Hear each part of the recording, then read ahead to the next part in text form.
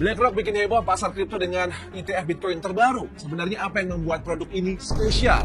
Ada kabar baik buat kamu Bitcoin holder. Kenapa bisa begitu? Karena BlackRock, perusahaan investasi terbesar di dunia, baru saja meluncurkan iShares Bitcoin ETF di Kanada. Untuk lebih jelasnya, langsung aja kita bahas.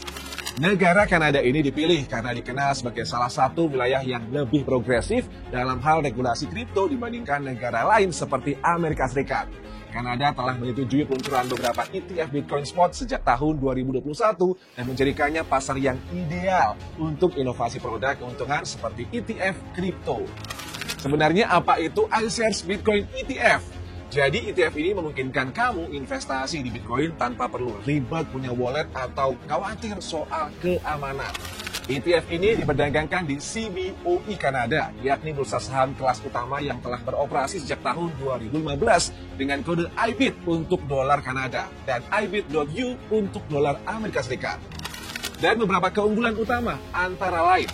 Yang pertama adalah mudah dan praktis, di mana nggak perlu repot mengelola Bitcoin sendiri. Berikutnya adalah biaya rendah, di mana biaya charge di manajemen hanya 0,32% dari aset kamu. Selanjutnya, faktor keamanan, di mana menggunakan teknologi penyimpanan dari Coinbase Prime, platform terpercaya. Terus, kenapa sih hal ini penting? Jadi gini, di Amerika Serikat, ETF Bitcoin BlackRock sudah jadi yang terbesar di dunia, dengan nilai aset lebih dari 52,7 miliar dolar Amerika. Sekarang, BlackRock melanjutkan dan membawa kesuksesan ini ke Kanada. Diperkirakan permintaan investasi seperti ini akan terus naik hingga 48 miliar dolar Amerika di tahun 2025. Sebagai gambaran tambahan, minat investor terhadap produk kripto BlackRock terus meningkat. Pada November 2024, opsi Bitcoin ETF dari BlackRock mencatat perdagangan senilai lebih dari 425 juta dolar Amerika hanya dalam satu hari. Lantas apa dampaknya buat kita terutama untuk trader dan juga investor Bitcoin? Jadi peluncuran ini bisa bikin Bitcoin makin diterima di pasar global. Terutama juga buat trader yang ingin exposure ke Bitcoin tanpa menghadapi kompleksitas kepemilikan langsung.